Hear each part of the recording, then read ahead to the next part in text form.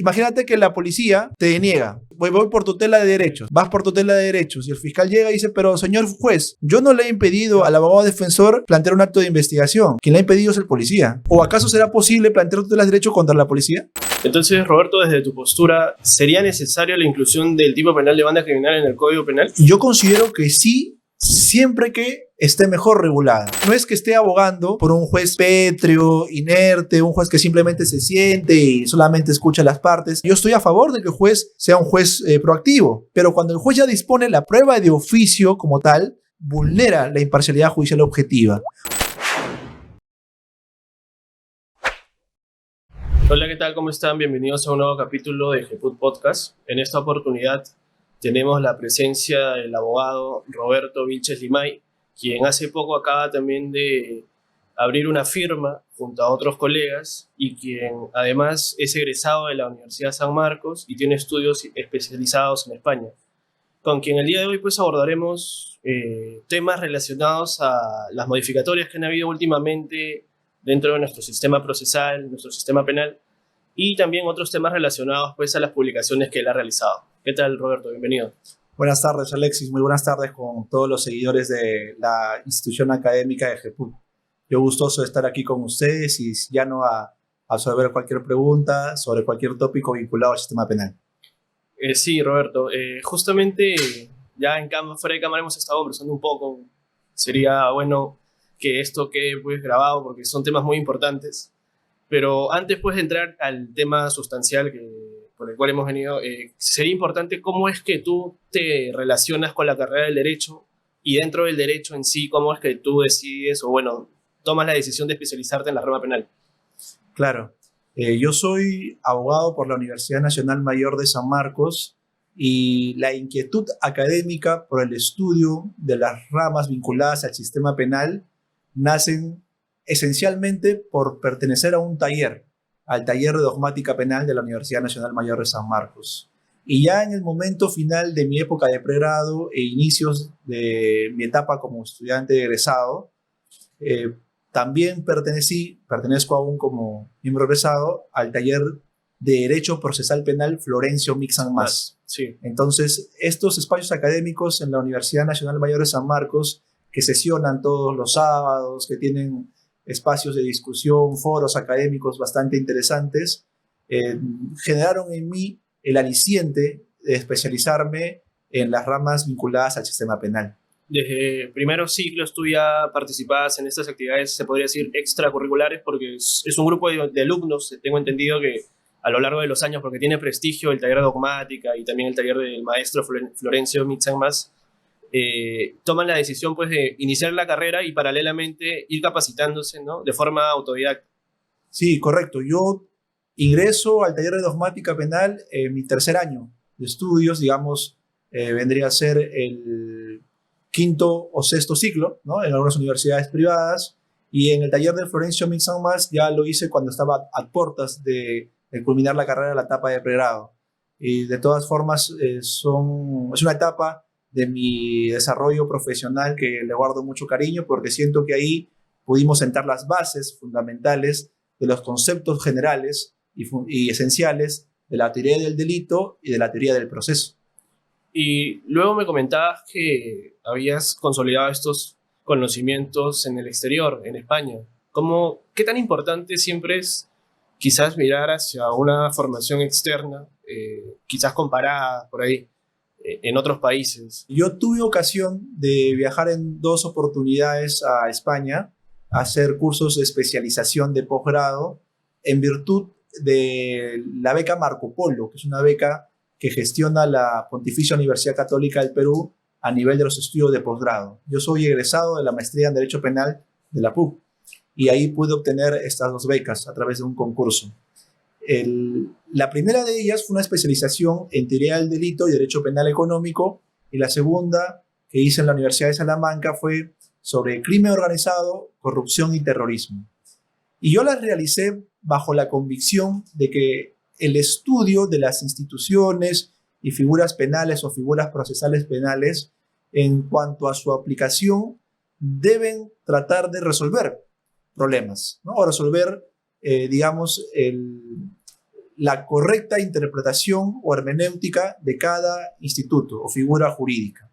Y lo cierto es que cuando en la realidad, digamos, criminal, en muchos casos las figuras penales sustantivas o las figuras procesales penales se ven sobrepasadas, es decir, no logran resolver, digamos, el tratamiento de regulación de algunos de estos problemas, conviene revisar el marco internacional. El marco internacional a nivel, primero, de los tratados internacionales, de los pactos internacionales que existen, somos parte de una comunidad internacional, y en un segundo momento, a nivel de derecho comparado, claro, para precisamente contrastar si es que en otras latitudes, en Latinoamérica o en Europa, funciona o cómo se encuentra regulada cada institución y si estas funcionan de mejor manera que la nuestra. No para hacer un proceso acrítico de importación de la ley, que ya en su momento criticaba de manera correcta el maestro Hurtado Pozo, no en su obra La Ley Importada, sino más bien para entender la aplicación de esta y si con base a la realidad semejante ha tenido un mejor asidero en su aplicación a nivel comparado, poder quizás hacer algunas modificaciones o propuestas legislativas a nivel de nuestra legislación, ¿no? Hay diversas instituciones que hemos tratado de recepcionar y que en cierta medida tienen algunos avances en nuestro país, caso de la extinción de dominio, por ejemplo, ¿no? Que tiene un buen caldo de cultivo en Colombia y también tiene una correcta aplicación en España, claro, donde, por ejemplo, ¿no? En España no existe propiamente la figura del delito de enriquecimiento ilícito, pero tienen una aplicación bastante fuerte sobre la ley de extinción de dominio contra funcionarios públicos, ¿no? Entonces ahí se ve una suerte también de balance en la aplicación de figuras relacionadas al quehacer penal. ¿Qué tan importante es mantener una vida académica paralelamente a una vida profesional? Porque, claro, tú eres abogado litigante y veo que constantemente estás muy vinculado a la vida académica, incluso tienes una obra publicada, La prueba de oficio en el proceso penal común peruano, que me comentabas que era una tesis, un trabajo que realizaste. ¿Esto de alguna u otra manera es muy importante para el desarrollo profesional? Sí, el abogado debe ser un profesional que en el día a día debe actualizarse, debe capacitarse. Y ahí también cumple una gran función instituciones serias como EGEPUT en la calidad de la información que se le comparte al estudiante o al profesional del derecho en general, y en este caso especializado en materia penal. Porque en el día a día, el legislador o el poder ejecutivo, como vamos a ver más adelante, realizan ciertas enmiendas o ciertas modificaciones legislativas a los diversos cuerpos normativos, Código Penal, Código Procesal Penal, Código de Ejecución Penal, que también se ha modificado en los últimos meses. Y eso implica que cada caso que vea, ya sea un abogado particular, ya sea a nivel penal, el fiscal, el juez o el procurador, pues deban invocar la norma actualizada, la norma pertinente, para efectos de su aplicación correcta al caso en específico. Porque si uno no se encuentra en la capacitación constante a nivel académico, pues deja de ser abogado también cada día, ¿no? O sea, no puede uno quedarse con el estudio del Código de Procedimientos Penales de 1940, por ejemplo, si es un colega con ya algunos años en el ejercicio de la profesión, porque hay un nuevo código del 2004, que ya también tiene sus años, que está en vigencia a nivel nacional y que también ya ha sido objeto de modificaciones. De igual manera, el Código Penal sufre muchas modificaciones cada año. Entonces, lo que para algunos podría haber sido una circunstancia que se enmarca en el tipo base, hoy en día de repente ya está prevista como una circunstancia agravante, o incluso puede ser ya un delito penal autónomo. Entonces, por ello es necesario, es menester la constante capacitación a nivel académico, y en lo particular he tenido digamos, el espacio o la motivación de realizar una publicación, que es el libro que tienes a la mano, y te agradezco por mencionarla, que versó sobre mi tesis de pregrado, que fue la tesis sobre la prueba de oficio en el proceso penal, ¿no? Una institución probatoria que yo mantengo una postura crítica sobre la existencia de esta, atendiendo que se encuentra mal regulada, porque quizás el legislador tenía pensado la regulación de otras instituciones, como la prueba sobre prueba o prueba complementaria, y al final terminó regulando una categoría probatoria mucho más extensa, ¿no? Y que es más o menos el tenor del libro que más adelante seguramente podrás revisar y ya no recibir tus críticas, ¿no? Sí, eso, de todas formas quiero hablar sobre eso, pero ya antes de entrar a estos temas importantes, académicos obviamente, quisiera saber cómo es el día a día del abogado litigante. Claro está que muchas veces existen tipos de casos comunes, hay casos complejos y hoy en día pues también hay casos de crimen organizado. Entiendo pues que tu campo de especialización es un poco más vinculado a casos complejos, casos de delitos cometidos por organizaciones criminales, delitos económicos, corrupción de funcionarios. ¿Hay una diferencia muy marcada en cuando uno defiende este tipo de delitos?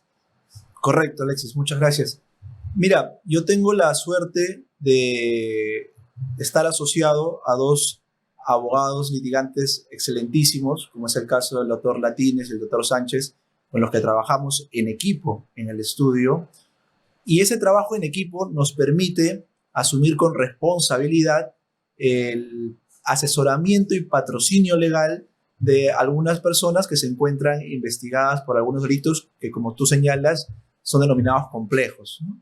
Delitos económicos, delitos de corrupción de funcionarios, en algunos casos donde también se atribuye el delito de organización criminal, donde resulta propedéutico el análisis del caso sobre la base de conocimientos especializados, ¿no? Y ahí justamente está el trabajo en equipo, porque la expertise de un abogado puede ser muy buena a nivel, por ejemplo, del sistema de audiencias, ¿no? Hay abogados que se desenvuelven, se desarrollan muy bien propiamente en el litigio a nivel oral, en informes orales, en intervenciones orales o alegatos, en las diversas audiencias que prevé nuestro Código Procesal Penal.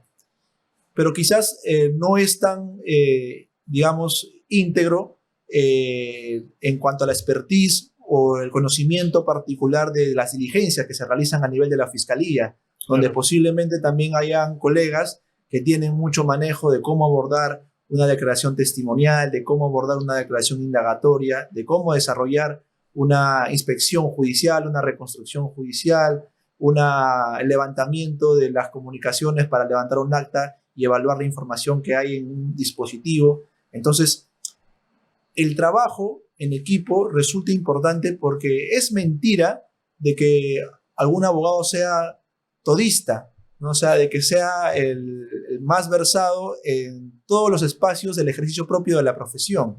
Así como también hay que preocuparse como los abogados que saben o se presentan como especialistas tanto en penal como en civil o, digamos, administrativo, tributario a la vez, pues igual en el campo del derecho penal hay especializaciones, ¿no? Claro.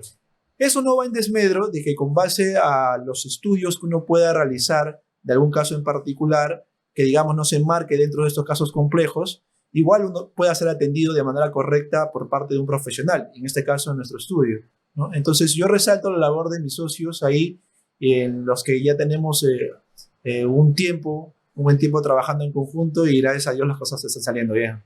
¿Qué tan importante es para la vida profesional la constitución de un estudio jurídico? Porque ya pasas a un nivel en donde te consolidas dentro del mercado, ¿no? Independientemente pues, de lo externo que te pueda traer este factor, básicamente manejar una línea de clientes, administrar ya una empresa jurídica, dentro del rol propio del abogado defensor, ya vas más allá solamente del litigio. Claro, que incluso permite poder generar también la construcción propiamente de un estudio, la posibilidad de crecimiento, claro, en cuanto no solamente a los asociados, sino también a la gente que trabaja en el estudio, ¿no? Sean asistentes o sean abogados junior, pues ellos también tienen la posibilidad precisamente de crecer, ¿no? Ya sea en el mismo estudio o adquiriendo experiencia para que más adelante ellos formen también sus propios estudios, porque, digamos, es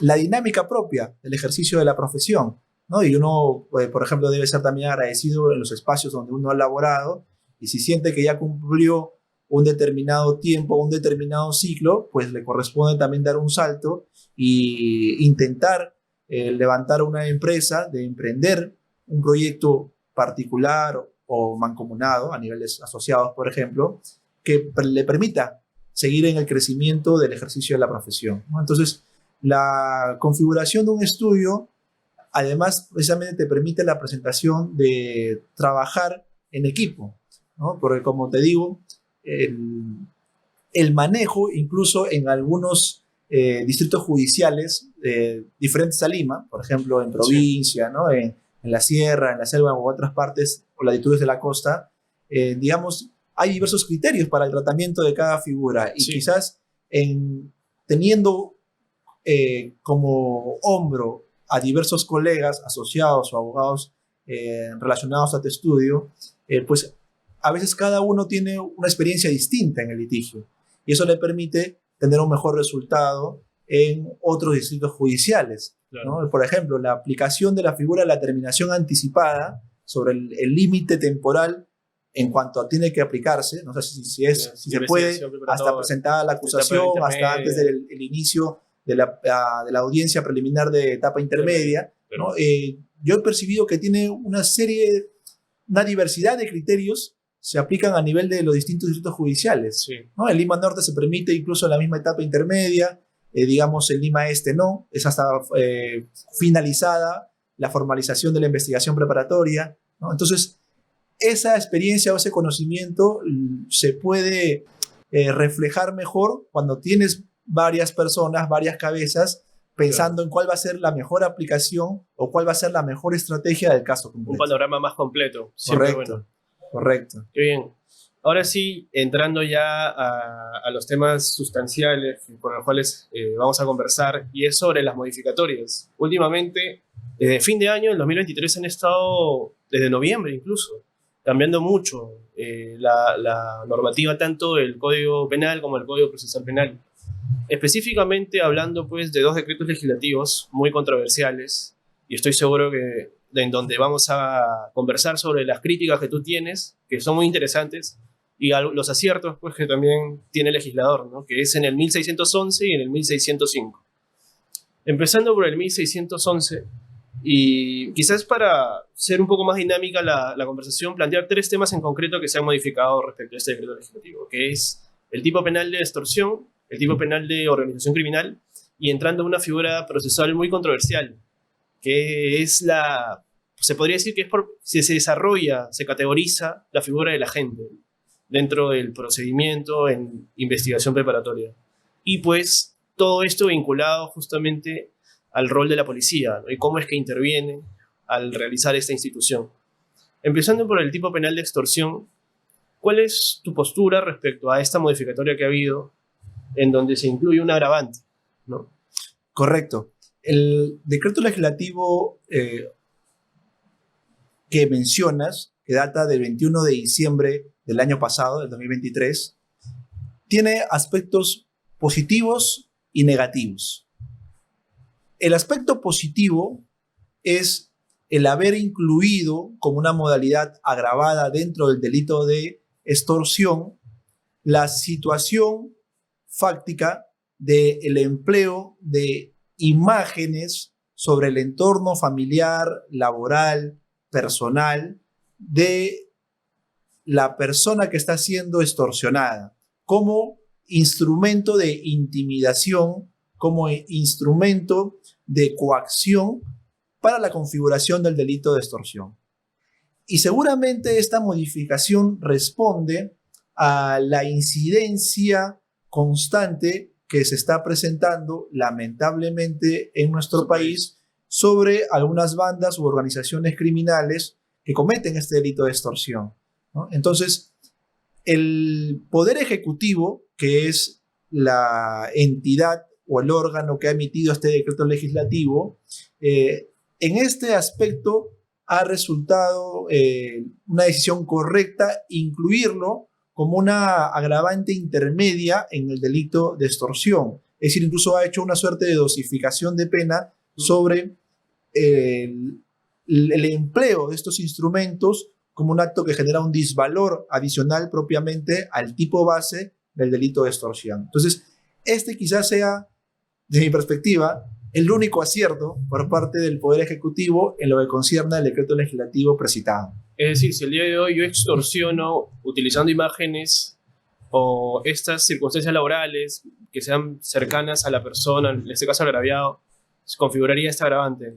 Correcto, correcto. Y que es en realidad la fórmula criminal que emplean los sujetos activos para tener un mayor convencimiento y alcance de su nivel extorsivo, ¿no? Es decir, cuando uno recibe solamente, digamos, un mensaje, ya sea por teléfono, ya sea que te lo dejan debajo de la puerta y solamente encuentras una grafía, podría ser de que el sujeto pasivo, si es que está bien afiatado, no le resulte intimidatorio el mensaje. Tú sabes que claro, el nivel de convencimiento incluso puede ser hasta subjetivo en algunos casos. Claro. Sin embargo, una forma de objetivizar el grado de intimidación es justamente cuando este mensaje de amenaza pidiendo una suma de dinero u otra ventaja, otro tipo de ventaja, se acompaña de elementos de la privacidad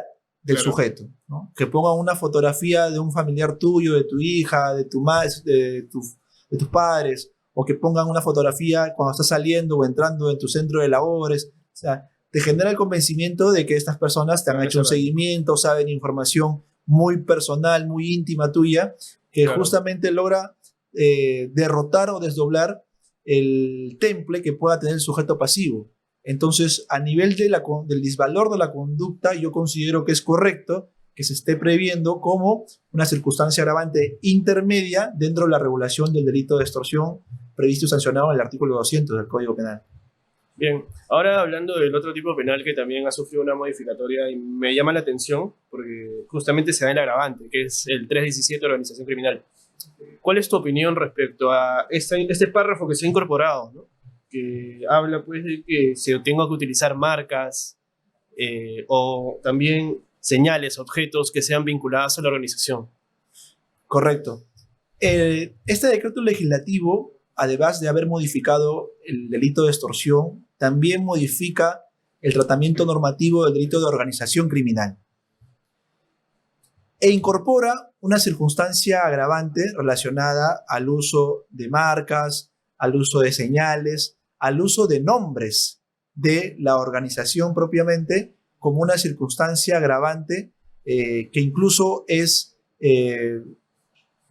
combinándola con una pena idéntica a la agravante que ya preveía el artículo 317A sobre el resultado, por ejemplo, de haber generado lesiones o la muerte de una persona por parte de la organización criminal, ¿no? Es decir, está equiparando el acto de que la organización criminal, producto de su quehacer delictivo, genera la lesión grave a la integridad física o mental o la muerte de una persona. Ese mismo comportamiento a nivel de sanción es equiparable, según esta modificación, al hecho de que la organización criminal emplee señales o invoque el nombre de la misma organización para sus efectos delictivos, ¿no? Claro.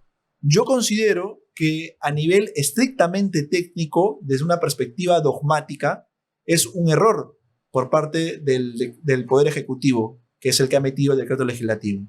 Porque el uso de señales, el empleo del nombre de la organización criminal, más que una circunstancia agravante, propiamente es la esencia del modus operandi de la organización criminal. El elemento estructural.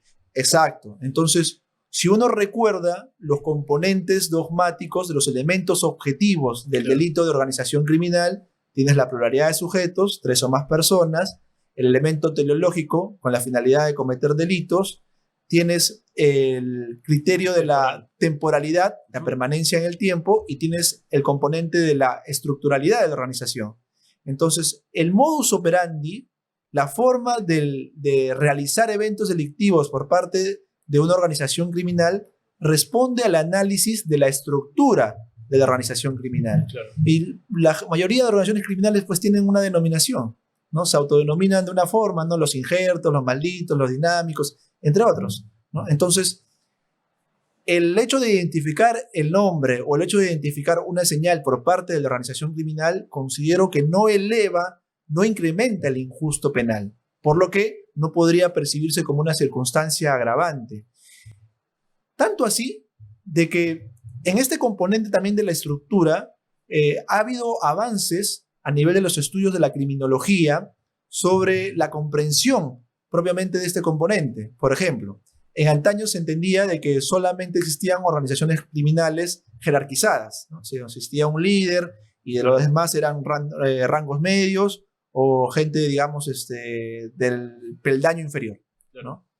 Hoy en día, en virtud de los casos que existen, no solo en nuestro país, sino a nivel mundial, puedes encontrar organizaciones criminales horizontales, puedes encontrar organizaciones criminales ramificadas, es decir, que tienen varios líderes. Por ahí hay casos públicos que se le ha justamente atribuido esta clasificación de organización criminal, el caso Cuellos Blancos del Puerto, donde se está dando un tratamiento a nivel de investigación bajo ese rótulo, ¿no? Entonces, imaginemos, ¿no? Si vamos a comenzar a criminalizar como un acto agravante, como una circunstancia agravante, el empleo de nombres, el empleo de señales, no estaremos muy lejos de repente después de también elevar el marco de impunición como agravante particularidades propias de la organización criminal. Es decir, si podrían decir en algún momento, si es una organización criminal en redes, pues es más bien un agravante. Ya no solamente es propio a la naturaleza criminal del delito de organización criminal, ¿no? Lo que responde más bien al análisis dogmático de uno de sus componentes. Es por ese motivo que yo me encuentro crítico a esa reforma que ha hecho el decreto legislativo. No era necesario, entonces, digamos, aislar este criterio, estos criterios objetivos específicos del elemento estructural de la organización. Ahí el legislador desacierta. Ninguno. El legislador desacierta, hierra, y lo que es más preocupante, desde mi perspectiva, es que pierde un momento histórico trascendente para hacer mejores reformas sobre figuras delictivas colindantes. Por ejemplo, el delito de banda criminal, ¿no? Hasta el año 2017-2018, donde se hacen estas reformas, donde se introduce como tal el delito de banda criminal y organización criminal, en antaño existía la figura delictiva de la asociación ilícita para delinquir. Claro. Y su regulación normativa, a nivel expreso, establecía dos componentes para su configuración, ¿no? Dos o más personas, el elemento de la pluralidad de sujetos, y el fin teleológico, ¿no? Con la finalidad de cometer eventos delictivos. A nivel hermenéutico, a nivel interpretativo, la Corte Suprema de Justicia, en una serie de ejecutorias supremas, estableció que para la configuración del delito de asociación ilícita para delinquir, además de esos dos componentes expresos que se regulaban en el tipo penal de asociación ilícita para delinquir, se exigía un componente adicional, ya sea el de la temporalidad, es decir, que sea permanente la comisión de esta asociación ilícita para delinquir, o el componente de la estructura, que haya mínimo un andamiaje identificable propiamente en esta asociación, ¿no? Entonces, alguno de estos dos elementos se requerían necesariamente para configurar el delito de asociación ilícita para delinquir. Cuando se deroga el delito de asociación ilícita para delinquir, se incluyen estas dos nuevas figuras delictivas, claro: banda criminal y organización criminal. La organización criminal está bien regulada, ¿no? Se exige de manera expresa los cuatro componentes. Empero, para el delito de banda criminal, se mantiene una regulación idéntica al de la asociación ilícita para delinquir, ¿no? Se dice, dos o más personas que cometan eventos delictivos, ¿no? Que se dedican a cometer eventos delictivos, ¿no? Entonces, yo considero y agrega, ¿no? Prescindiendo de alguno o algunos de los componentes del delito de organización criminal. Cuando se hace esa referencia a algunos, quiere decir que puede prescindir tanto del criterio de la permanencia, claro, como del criterio de la estructura. Entonces bastaría simplemente con que dos o más personas se dediquen a cometer eventos delictivos. Y la regulación es tan abierta que supuestos de coautoría, claro, de cualquier evento delictivo podría confundirse con el delito de banda criminal. Entonces, el legislador ha desaprovechado, el Poder Ejecutivo con la delegación de facultades que se le designó, ha desaprovechado una oportunidad para más bien borrar esa referencia de algunos de los componentes de la organización criminal o poner expresamente que se requiere un componente adicional, ya sea de la permanencia como el de la estructura, para comprender realmente una figura de banda criminal, ¿no? Entonces, donde más bien el legislador debió haber apuntado, más bien ha tratado de hacer, digamos, una suerte de un poco más de propaganda sobre los efectos simbólicos de la persecución de alguna forma de criminalidad. Claro. Y ahí también es algo importante, porque en uno de los últimos pronunciamientos de la Corte Suprema de Justicia sobre el tratamiento del delito de organización criminal y banda criminal, se hizo una interpretación sobre que la banda criminal solamente está referida a delitos violentos o delitos de sangre, ¿no? Entonces, claro, pensando en la extorsión, pensando, digamos, en el robo, pensando en el tráfico de drogas, ¿no?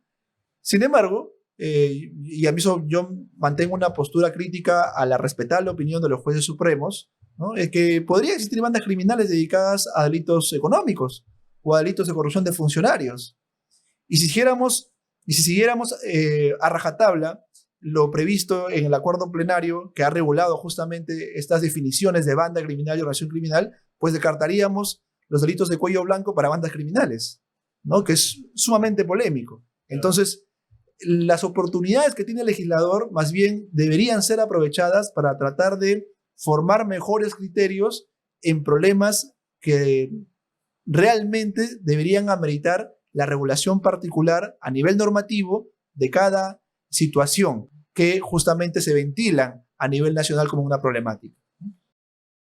Hoy en día, pues, se está investigando mucho este tipo penal, ¿no? Conjunto con otros tipos penales comunes, como por ejemplo robo. Si te investigan por robo y además adicionalmente te imputan banda criminal. Entonces vas con los dos tipos penales muchas veces, cuando podría haber tranquilamente una coautoría en robo nada más y no la necesidad de que también te imputen banda criminal. Entonces, Roberto, desde tu postura, ¿sería necesaria la inclusión del tipo penal de banda criminal en el Código Penal?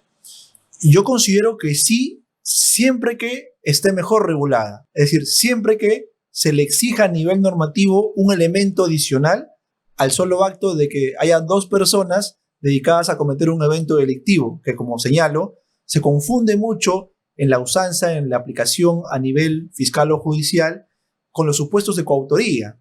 O sea, la norma es tan relajada en la regulación del delito de banda criminal que posiblemente dos personas que digamos, cometen un evento delictivo de sustraer el celular en la esquina de un grifo, pues alguien podría, o algún operador podría pensar de que se trata de una banda criminal que se dedica a cometer delitos contra el patrimonio, ¿no? Claro. Y el 317A lo prevé así, ¿no? Dos o más personas que se cometen eventos delictivos. Más aún, bajo la interpretación de la Corte Suprema de Justicia, es un delito violento. Banda criminal. Cuando debería exigirse mínimamente, por ejemplo, de que esas dos personas pues ya tengan ese punto como un espacio geográfico referenciado donde han cometido durante meses este evento delictivo de sustraer celulares a las personas o ciudadanos que pasaban por ese lugar. Ahí podría decirse que hay una banda criminal dedicada al robo, claro, pero estamos haciendo alusión al elemento de la permanencia en el tiempo, ¿no? Claro. Entonces, este mínimo elemento adicional sería el que legitime la regulación del delito de banda criminal, pero tal como está, resulta totalmente criticable.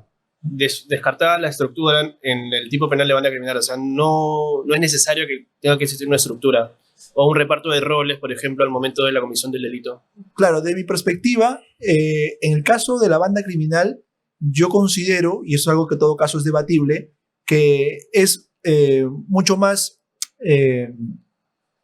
digamos, circunstancial en la esencia de la banda criminal el componente de la temporalidad, de la permanencia en el tiempo, más que la misma estructura. Claro, porque podría pasar que justamente, si bien podría haber una distribución de roles o un plan en común, estos dos componentes también son símiles a la figura dogmática de la coautoría. En la coautoría también existen acuerdo en común, división de roles, incluso hay autoridades cofuncionales donde hay quienes solamente realizan el acto material, otros solamente lo planifican, ¿no? Entonces, como también sigue siendo un componente idéntico al que eventualmente se podría presentar en la banda criminal, yo considero de que el componente que podría definir la esencia de la banda criminal es el rasgo de la permanencia en el tiempo, de la temporalidad, ¿no?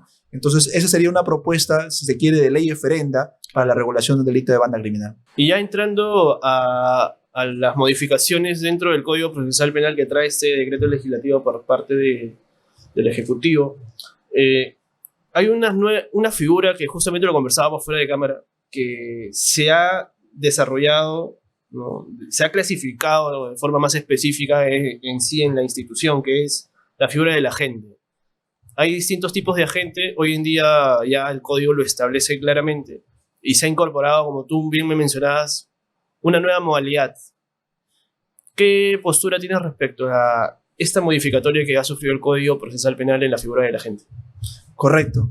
Con el decreto legislativo referenciado, se ha hecho una modificación al artículo 341 del Código Procesal Penal que regula lo concerniente a una técnica especial de investigación en particular, que son las figuras de infiltración. Estas figuras de infiltración, antes de la modificación, regulaba dos instituciones en específica: el agente encubierto y el agente especial. El agente encubierto, entendido como el funcionario público perteneciente o adscrito a la Policía Nacional del Perú en sus diversas divisiones, que se insertaba o se infiltraba en una organización criminal o en espacios delictivos que se dedicaban a cometer hechos punibles de trata de personas o de delitos de corrupción de funcionarios. De igual manera, se regulaba al agente especial como aquel funcionario que no es policía, pero que es un funcionario adscrito o empleado del Estado, o a cualquier persona natural, cualquier ciudadano, que también se infiltraba en la comisión de eventos delictivos que he mencionado, haciendo énfasis en el tema de los delitos de corrupción de funcionarios. Esa era la regulación o el estado legislativo antes de la modificación del decreto legislativo. Con este decreto legislativo, con esta reforma, además de la regulación del agente encubierto y el agente especial, se incluye la figura del agente revelador. Y lo definen como aquel sujeto o aquella persona que está en una organización criminal o una banda criminal y que comparte información con las autoridades policiales, aún fiscales. Entonces, esta definición del agente revelador nos puede llevar al siguiente escenario, ¿no? El sujeto que pertenece a una banda criminal, a una organización criminal, y que justamente conoce el quehacer delictivo de estas formas de organización delictivas, ¿no? ¿Es acaso un agente semejante al agente encubierto o al agente especial, que ellos son, digamos, personas que recién se incorporan para comenzar a conocer el evento delictivo, para identificar a los sujetos activos del evento delictivo, ¿no? En este caso no, en este caso ya el sujeto se encuentra dentro de la organización. ¿No será acaso que la persona que se encuentra ya dentro de una organización, en lugar de tener un tratamiento como agente, que es una figura procesal, digamos, legítima, ¿no?, su información no debería estar más bien comprendida en el proceso especial de colaboración eficaz? O sea, más que un agente revelador, en realidad es un aspirante a colaborador eficaz. Y esto es importante, ¿por qué, Alexis? Porque los agentes, más adelante hay una regla de tratamiento, en el supuesto en que el proceso penal avance y ellos compartan la información que deben realizar en virtud de una disposición fiscal autoritativa, en su momento se evalúa su posibilidad de que ellos informen el proceso penal bajo la figura de testigo. Claro. Entonces, ¿cómo un agente revelador, que es un sujeto activo del delito, porque conoce el evento delictivo, ya está dentro de la organización criminal, Claro, más adelante va a concurrir como testigo? No.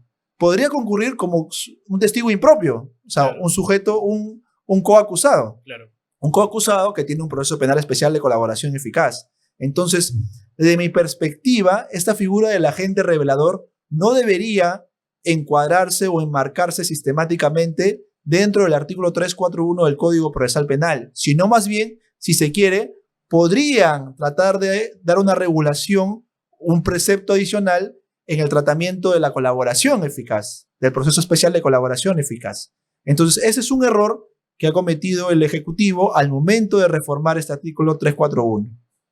Ahora bien, no es el único error, porque en el siguiente párrafo se regula la figura del agente virtual, ¿no? Que uno podría decir, qué bien que ahora esté regulado el agente virtual. Y para ello, uno debe tratar de comprender los escenarios de la ciberdelincuencia, donde de por medio hay delitos informáticos, donde se emplean las tecnologías de la información y la comunicación.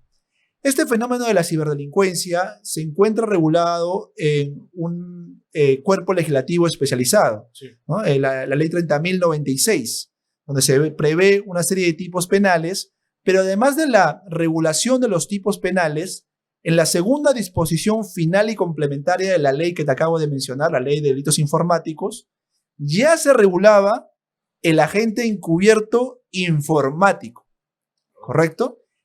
E incluso este agente encubierto informático podría intervenir en supuestos de delitos informáticos donde de por medio no haya una organización criminal. Primer detalle, a diferencia propiamente del agente encubierto que está previsto en el artículo 341. Entonces ya teníamos un agente encubierto informático. Entonces, ¿qué es lo que faltaba? Lo que faltaba era prever de manera expresa en esta misma ley especial la figura del agente especial informático o cibernético y no crear innecesariamente una figura del agente virtual en el artículo 341, porque ya se tenía el agente encubierto informático. Uno podría pensar ahora como un operador de justicia, fiscal, juez o abogado, cuando tengan un caso de delito informático y quieran aplicar la figura, vamos por ejemplo a poner la figura del agente encubierto informático. O sea, quieren pensar en un policía de la Divindad, que es el área especializada de la policía encargada de investigar y investigan muy bien los delitos informáticos. ¿Qué norma tendría que aplicar? ¿El agente encubierto informático previsto en su ley especial o la figura del agente virtual prevista en el artículo 341? Claro, uno podría decir, bueno, quizás la interpretación salomónica para darle sentido a esa reforma es que el legislador pensó que se estaba refiriendo al agente virtual como agente especial, o sea, el ciudadano, quizás un ciudadano estudiante de la carrera de informática que quisiéramos emplearlo porque conoce un poco más sobre la Deep Web. Bueno, este es la persona o esta es la norma que lo habilitaría. Bueno, pero es una interpretación un poco esforzada, ¿no? Cuando más bien las regulaciones deberían tener su tratamiento especializado en la misma ley que regula el fenómeno delictivo en particular, claro, ¿no? Entonces, ahí hay una crítica sobre ello. Sí. En adición a ese punto, encuentro también algo más polémico, que es respecto a la figura del informante y confidente. Mira qué importante, porque puede ser de que la interpretación que el Ejecutivo cuando hizo esta modificación en referencia al agente revelador estaba pensando quizás en sus confidentes o informantes, ¿no? Que conviene indicar además que estas figuras de confidente e informante como tal no se encuentran reguladas en la legislación procesal penal del 2004, ¿no? Claro. Por ahí hay alguna referencia al informante en el sentido de que el informante, para que los datos que estos brinden en el proceso penal tengan utilidad, este deberá concurrir como testigo también, sí, ¿no? Como una referencia como testigo. Pero lo cierto es que ya ha existido por ahí algunos pronunciamientos por parte de la Corte Suprema de Justicia que han definido, por ejemplo, al confidente como aquel sujeto que brinda la información y que está inscrito en la policía y además recibe un estipendio por la información que brinda. En cambio, el informante no está inscrito en la policía y tampoco recibe estipendio. Entonces, un informante podría ser de repente un vecino que todos los días ve el quehacer de una esquina y que en esa esquina se comete, digamos, delitos de tráfico ilícito de drogas.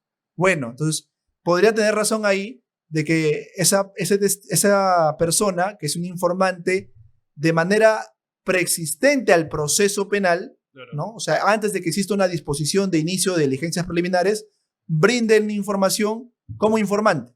Claro. ¿No?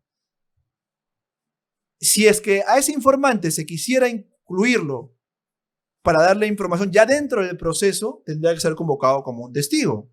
Muy bien, hasta ahí. Respecto al confidente, que todavía se encuentra inscrito y recibe un estipendio, entonces él seguramente también dará información cercana de algunos eventos delictivos que pueda existir y también considero debería concurrir como testigo. Entonces, si es que este informante o confidente más bien quieran encuadrarlo dentro de los supuestos del agente revelador, no podría calzar, porque son personas que, si bien tienen un acercamiento de visualización o de conocimiento directo sobre el fenómeno criminal, no pertenecen ni a una banda criminal ni a una organización criminal, que es el requisito que exige para ser un agente revelador.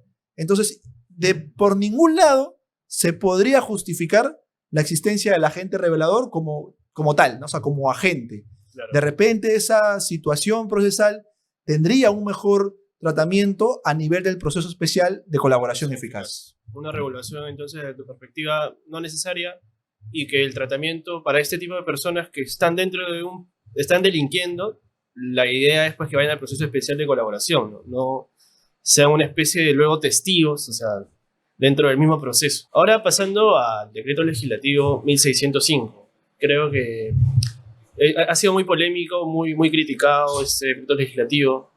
Se menciona mucho que se empodera a la Policía Nacional del Perú a niveles muy altos, ¿no? Para que persiga el delito, y pues muy controversial la modificación que se hace en el informe que emite la policía. Ahora la policía puede realizar una calificación del hecho. Entonces, claro que la misma norma modificada señala que no es vinculante, pero ha sido muy controversial. Muchos han dicho que se afecta el principio acusatorio, que se le está otorgando facultades acusadoras a la policía. La fiscalía pues tiene que ahora colaborar con la policía. Entonces, ¿cuál es tu postura sobre esta modificatoria? Mira,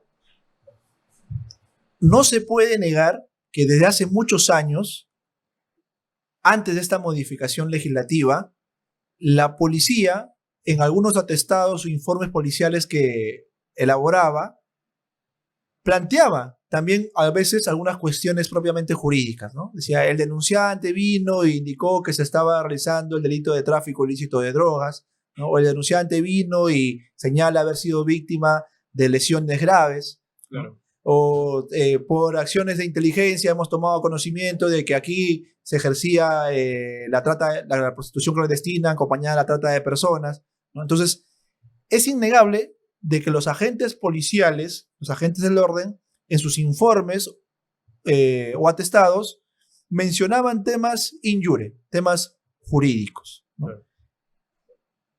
Ahora bien, el acto de mencionar cuestiones jurídicas no tiene quizás una relevancia si es que lo que está mencionando el agente policial en su documento no es vinculante. Y quizás ahí esa es la salvedad que hace la última reforma sobre las atribuciones de empoderamiento que se hacen a las agencias policiales o a las agencias de persecución del delito. Pero más allá de ese efecto simbólico de lo no vinculante a algo que yo ya venía haciendo de antemano, ¿no? Quizás es la expresión de una problemática más fuerte dentro del diálogo, la coordinación de la policía con la fiscalía. Se dice, y puede que haya sucedido muchos casos así, ¿no? De que cuando se toma la noticia de un evento criminal, ¿no? La policía supuestamente debe informar a la fiscalía de turno. Claro. Y ha habido incidentes, tanto así de que después ha asistido algunas resoluciones fiscales resoluciones de la Fiscalía de la Nación o protocolos internos de los distintos fiscales que han ordenado que los fiscales deben tener su teléfono institucional cuando están de turno, pues, cargados, conectados en todo el día para precisamente tomar conocimiento y no estar en escenarios de que el policía llamó o comunicó y nadie de la fiscalía respondió, ¿no? Claro. Porque incluso hay casos donde el policía informa del hecho y después de una semana aún recién se abre una investigación preliminar, ¿no? Entonces, pareciera que el espíritu de la reforma busca solucionar ese problema, ¿no? O sea, de que la policía no debería esperar la comunicación de la policía para hacer las pesquisas inmediatas, para ir recabando algún elemento que podría difuminarse de la escena del crimen, ¿no? Sin embargo, esa problemática de comunicación o coordinación con la fiscalía, yo considero que es algo que se soluciona a nivel administrativo, no a nivel de la regulación propia en el Código Procesal Penal. ¿Por qué? Porque después de la Constitución del 79 y principalmente con el Código Procesal Penal del 2004, el tratamiento de investigación del delito da una suerte de giro copernicano en el sentido de que el fiscal es el funcionario público que debe investigar el delito, porque eso coarta de mayores garantías al proceso penal. Con esto no estoy diciendo de que los policías o las agencias policiales no aseguren los derechos de las personas, pero lo cierto es que el policía tiene una expertise en la inspección, ¿no? El funcionario detective, el abogado, que luego es fiscal, si bien tiene un acercamiento, un expertise del manejo de la investigación, su formación es propia de respeto a los derechos humanos, ¿no? Claro. Eso evita precisamente de que haya después una serie de actos que incluso se cometen, hasta aún teniendo esa regulación garantista se cometen, pero se da en teoría de que el fiscal la fiscalía es un espacio o una institución mucho más respetuosa, ¿no? Porque tiene una formación precisamente de tutela, de tuición sobre los derechos fundamentales de las personas, agraviados como investigados.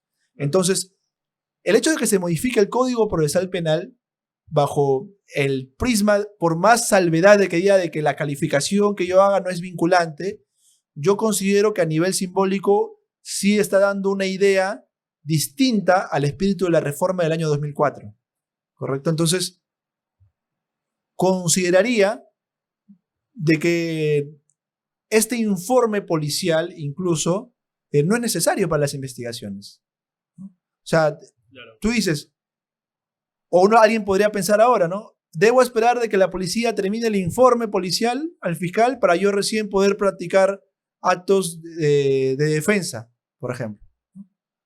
Porque ¿a quién le propones ahora el acto de defensa? ¿Al policía o a la fiscalía?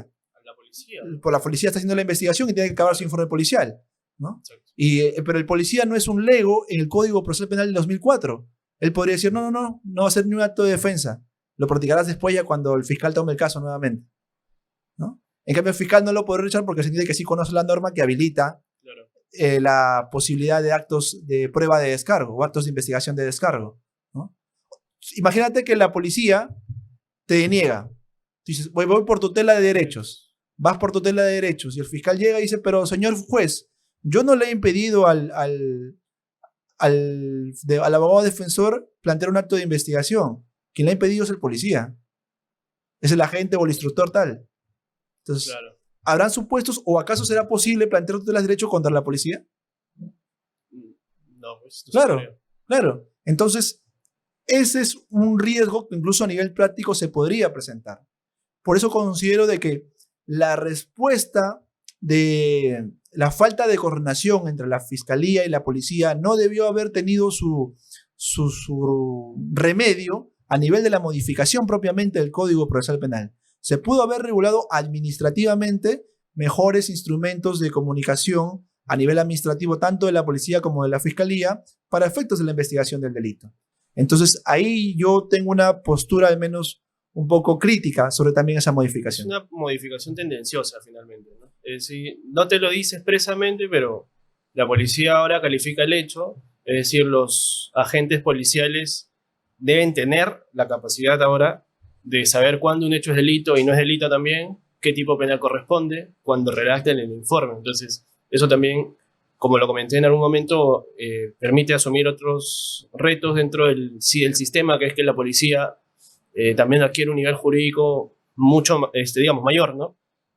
Al que tiene en la actualidad, incluso llevar cursos de especialización de ser necesario para poder imputar de forma correcta, porque lo que va a hacer es imputar antes del fiscal. Y luego el fiscal, tomando este informe, validará esa imputación o quizás corregirá en algunos extremos, desarrollará de forma más exhaustiva la imputación, pero es la persona encargada en sí de desarrollarla. Y ya para cerrar esta entrevista me gustaría hablar un poco de la prueba de oficio, que es un tema que lo has desarrollado en un libro. Definitivamente una figura muy criticada a lo largo de la reforma en sí, desde que se dio en el 2004, su implementación en el 2006, y que se dice pues que mantiene un rasgo inquisitivo, ¿no? de antiguas regulaciones en donde el juez era activo dentro del proceso. ¿Cuál es tu postura respecto a esta institución procesal? Claro que el 385 regula dos figuras, ¿no? Que es la prueba de oficio y la prueba complementaria, que también incluso la Suprema se pronunció haciendo una distinción. ¿Cuál es tu postura respecto a la prueba de oficio? Yo tengo una postura bastante crítica al actual tratamiento normativo de la prueba de oficio, porque considero que el modelo procesal penal actual, que es un modelo procesal acusatorio, con ciertos rasgos adversariales, ¿no?, debe apuntar a que el representante del Ministerio Público sea el sujeto procesal que en todos los casos deba realizar actos de investigación para conseguir elementos de incriminación, poder postular su acusación y, por tanto, presentar una oferta probatoria sobre la materialización de un evento delictivo y la responsabilidad penal de un sujeto como autor o partícipe en este, ¿no? Y es este sujeto procesal quien tiene, por mandato legal y constitucional, la carga de la prueba, la carga de probar que esta persona no es inocente, sino que es culpable. Claro. Dicho esto, el artículo 385, inciso 2, que regula la prueba de oficio, debe ser interpretado en armonía y de manera sistemática con el artículo 155, inciso 3, que establece que la ley fijará cuáles son los supuestos excepcionales para practicar pruebas de oficio. O sea, es decir, la misma norma indica que el Código Procesal Penal o la ley procesal en general debería fijar cuáles son los supuestos específicos donde se practiquen pruebas de oficio. Y lo cierto es que el Código Procesal Penal habilitan algunos supuestos de impulso oficioso de actividad probatoria, pero que no son prueba de oficio. Y aquí quiero hacer un discernimiento, ¿no?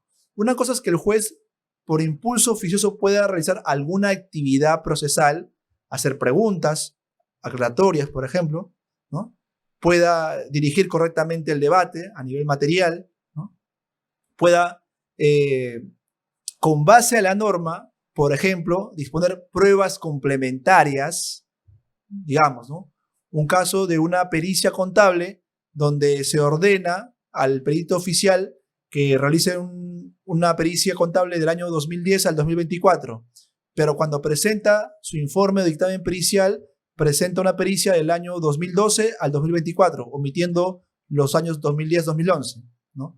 Si en virtud del debate probatorio el juez identifica ese defecto de información, a pedido de las partes, claro, o de impulso oficioso, puede disponer una prueba complementaria para corregir o para cubrir el defecto de información de esa pericia que previamente ha sido postulada y actuada por alguna de las partes procesales.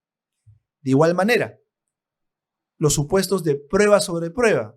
Por ejemplo, si en virtud de la declaración de un testigo se encuentran debates relacionados a la fiabilidad de la información del testigo, sobre la credibilidad de la información del testigo. Es un testigo presentado por la fiscalía que afirma haber visto a casi una cuadra desolada, con luces apagadas, en horas de la madrugada, que Perico de los Palotes mató a Juanito Alimaña, ¿no? Y es una persona de 65 años que está con unas gafas de una medición terrible, ¿no?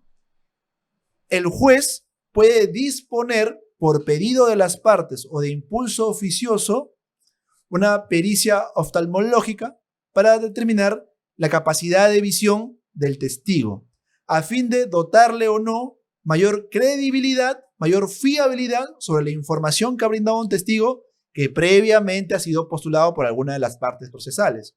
Prueba sobre prueba. Claro. Entonces, esos escenarios de prueba sobre prueba y prueba complementaria que puede realizar el juez, yo considero que son correctos y considero que es lo que debería estar regulado en el artículo 385, inciso 2.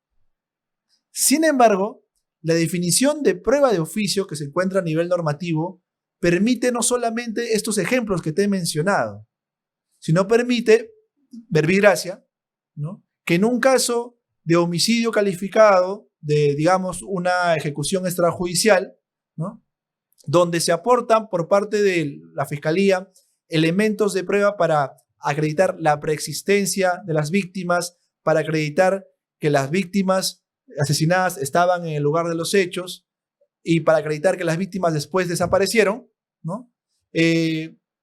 No se presenta ningún medio probatorio en específico para acreditar el verbo rector del delito de homicidio. ¿Cuál es el verbo rector del delito de homicidio? El que mata a otro. ¿Uno cómo acredita, con base a los conocimientos de probática, el verbo rector del homicidio, aún del homicidio calificado? Bueno, con un acta de defunción, con un acta de levantamiento de cadáver. Yo tengo que acreditar el verbo rector del tipo penal, el que mata a otro. Claro, hay medios de prueba, indicios colindantes de presencialidad, la persona estuvo el día de los hechos, la persona sí preexistía y la persona desapareció. Pero no estamos evaluando el delito de desaparición forzada. Estamos evaluando el delito de ejecución, de homicidio calificado por la forma o la morfología de ejecución extrajudicial. Y el juez, sin que ninguna de las partes procesales le mencione, por ejemplo, ordena que se oficie y se recaben a nivel de toda la provincia o distritos de Ayacucho, si algún municipio, morgue o hospital tiene algún documento sobre la defunción de estas personas. Ese acto del juez de impulso oficioso sobre buscar información que va a acreditar el verbo rector del tipo penal es una prueba de oficio en sentido estricto. Es la esencia de la prueba de oficio. La prueba sobre prueba y la prueba complementaria es contingente, puede ser por impulso oficioso o por impulso de las partes procesales. Sin embargo, por definición, la prueba de oficio nunca es pedida por las partes, ya deja de ser de oficio, ¿no? Es siempre por discreción del juez. Exacto. Y si el juez busca conocer algo, ya no está siendo un juez imparcial a nivel objetivo, porque la función de investigar es del fiscal. Yo busco conocer algo. ¿Qué busco conocer? Lo que ignoro. Es una actividad indagatoria. En consecuencia, desde mi perspectiva, ese acto de prueba de oficio del juez, que no recae sobre medios de prueba previamente postulados por las partes procesales, como sucede en la prueba complementaria, en la prueba sobre prueba, sino que recae sobre lo que es objeto de imputación penal, sobre los elementos del tipo penal, es una actividad probatoria que, de mi perspectiva, colisiona el debido proceso en su dimensión de imparcialidad judicial objetiva del juez y vulnera además el principio estructural del principio acusatorio a nivel del proceso penal, porque esa es función de la Fiscalía. Y acá quiero cerrar. Con mi postura, no es que esté abogando por un juez pétreo, inerte, un juez que simplemente se siente y solamente escucha las partes, mismo modelo anglosajón. No, de ninguna manera. Yo estoy a favor de que el juez sea un juez proactivo, un juez que pueda postular pruebas sobre pruebas, pruebas complementarias, que pueda hacer preguntas aclaratorias, que tenga poder disciplinario sobre las partes. Eso está muy bien. Pero cuando el juez ya dispone la prueba de oficio como tal, vulnera la imparcialidad judicial objetiva. ¿Por qué la imparcialidad judicial objetiva? Y aquí yo, con mucho respeto, me permito disentir de la postura de los seguidores de la escuela de Girona, en particular del maestro Jordi Nieva Fenol, ¿no? Porque cuando el profesor Jordi Nieva Fenol busca justificar la prueba de oficio, Sí. señala la siguiente metáfora, ¿no? Él dice, ¿no? Si yo tengo una moneda aquí y saco la moneda, lanzo la moneda al aire, yo no sé si va a caer cara o sello, ¿no? Recojo la moneda, veo cara, favoreció a la fiscalía. En otros casos lanzo la moneda, recibo, coloco, sello, favorece a la defensa. Yo no estoy tomando postura por ninguno de ellos, ¿no? Yo no sé el resultado de esa prueba de oficio. Y como no conozco ese resultado de la prueba de oficio, es un acto neutral. Por tanto, no vulnero la imparcialidad judicial objetiva. Sin embargo, esta metáfora, que es muy interesante, muy bonita, muy alegórica, adolece, desde mi perspectiva, del conocimiento de la misma praxis fiscal y judicial, y aún no solamente de la praxis fiscal y judicial, sino del conocimiento dogmático de la actividad probatoria en los sistemas de audiencia. Porque cuando alguien postula un medio de prueba, sea el fiscal, sea el abogado o incluso sea el juez, tiene que realizarlo bajo una determinada utilidad y pertinencia. Límites intrínsecos y extrínsecos, ¿no?, de la prueba. Cuando el juez del juicio oral dispone esta prueba oficiosa, tiene que hacerlo bajo una utilidad y pertinencia. Y si menciona una utilidad y pertinencia, por más buenos deseos que él tenga, por más altos propósitos de mantenerse incólume y simplemente buscar la averiguación de la verdad, va a tener que hacer referencia a alguna de las tesis de las partes. Claro. Entonces, puede que él no desee favorecer a nadie en su aspecto subjetivo. Por eso menciono de que no vulnera la imparcialidad judicial subjetiva, sino vulnera la imparcialidad judicial objetiva porque él mínimamente tiene un conocimiento de previsibilidad sobre el resultado que espera sobre la base de la utilidad y pertinencia invocada para la prueba de oficio.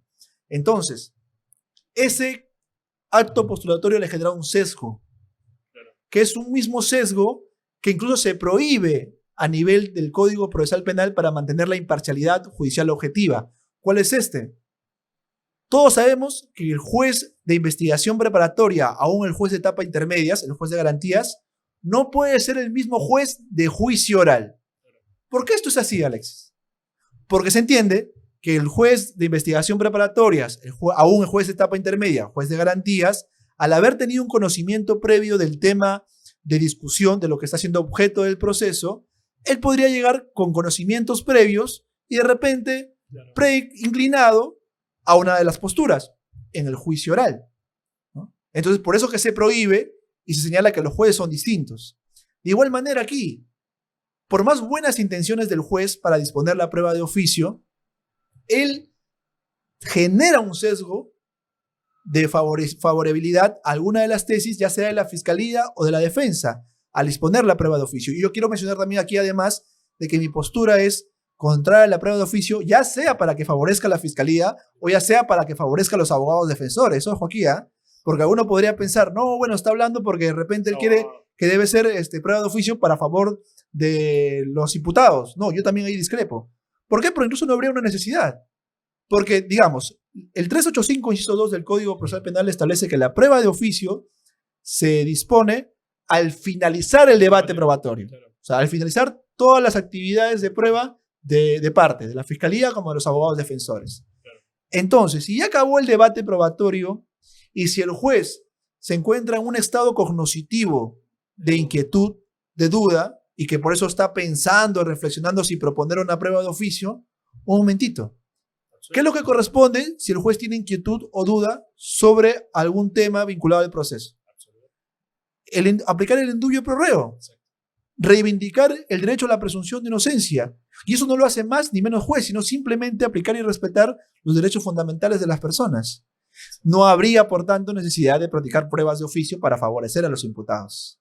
¿Correcto? Entonces, esa es, digamos, una síntesis, además de algunas consideraciones que realizo ahí también de derecho comparado sobre mi postura sobre la prueba de oficio. Ahora, he visto en alguna oportunidad que dentro del plenario digamos, nacen nombres que no fueron previstos en un primer momento, pero que pueden esclarecer el hecho. No han declarado previamente, pero su intervención puede ser trascendental dentro de del juicio. Ya se acabó la actividad probatoria, entonces es posible traer a estas personas que pueden apoyar de alguna forma. Tu postura claramente es no, pero quizás dice el código las partes que también pueden actuar prueba complementaria, ¿no? Si es que beneficia, claro, mi tesis o la teoría que estoy manejando durante el juicio, es conveniente plantearlo, aunque creo que no muchos jueces aceptan esta prueba complementaria, es el problema que se ve en el sistema. Pero ¿qué tan conveniente es esto dentro del litigio? Claro, mira, se entiende que por regla los testigos son convocados en un primer momento en la investigación, Claro. En la investigación preparatoria, y ahí dan una información. Exacto. Testigos de cargo como de descargo. Con la presentación de la acusación, el fiscal hace un filtro sobre los testigos que él desea convocar a juicio oral, porque se entiende que brindan información incriminatoria. Y sabe lo que ya han dicho. Van a juicio oral a informarle lo mismo que le dijeron al fiscal al juez. ¿Correcto? Por ahí podría darse datos más, datos menos, pero en esencia se limitan un poco a lo que han declarado a nivel de la investigación. Igual respecto a los testigos presentados por las defensas. Pero ¿qué pasaría en ese escenario sui generis, ¿no? Donde alguno de estos testigos que ha declarado en la investigación preparatoria, o aún, digamos, un testigo que aparece en la etapa intermedia, ¿no? Claro. E igual lo introducen, da una información adicional, una información sustancial, una información de que es otro sujeto quien realmente conocería la información directa del evento criminal, ¿no? Y ese testigo nunca fue identificado por la fiscalía, ni mucho menos por la defensa, ¿no? Si lo que se busca es darle fiabilidad a lo dicho por un testigo, se puede presentar algún supuesto de prueba sobre prueba, porque es justamente un órgano fuente de prueba convocable para darle credibilidad a lo dicho por un testigo sí propuesto, ¿correcto? Entonces no sería propiamente una prueba de oficio. Distinto es, como te digo, la prueba de oficio cuando el juez, sin ningún pedido de las partes, dispone una actuación probatoria para acreditar lo que es el hecho objeto de imputación, o sea, el delito como tal. No saber si es que el testigo está mintiendo o está diciendo la verdad. Y aquí hay un dato adicional. El juez, por ejemplo, puede disponer careos de oficio. Sí. Debates periciales incluso. Debates periciales, careos entre peritos, careo entre testigos, careo entre coacusados, por impulso oficioso. Claro. Es un supuesto de prueba sobre prueba, porque lo que busca es generar una actividad probatoria para determinar qué órgano o fuente de prueba está diciendo la verdad. Claro. Entonces, eso está muy bien. Yo estoy a favor de eso. Okay. Lo que sí estoy es en contra propiamente de lo que se entiende por prueba de oficio. Nos gastamos un supuesto de prueba sobre prueba. Bueno, Roberto, ha sido muy gratificante poder conversar contigo respecto a estos temas, estas modificatorias y sobre todo sobre tu libro, La prueba de oficio, que es un tema muy controversial y muy interesante que hasta el día de hoy se debate. ¿Algunas palabras, consideraciones finales que tengas? No, muchas gracias a ti, Alexis. Muchas gracias también a la institución académica de GEPUT por la gentil invitación de estar el día de hoy junto a ustedes para conversar, para reflexionar sobre las últimas reformas que han acontecido en nuestro ordenamiento jurídico penal y procesal penal, y también de la aplicación de algunas instituciones muy polémicas, como puede ser la prueba de oficio en el proceso penal común. Muchas gracias a ustedes y más bien hasta una nueva oportunidad. Gracias, Roberto. Bien, muchas gracias por habernos acompañado hasta este momento del video. No olviden suscribirse y nos vemos en una próxima oportunidad aquí en GEPUT, la mejor formación jurídica.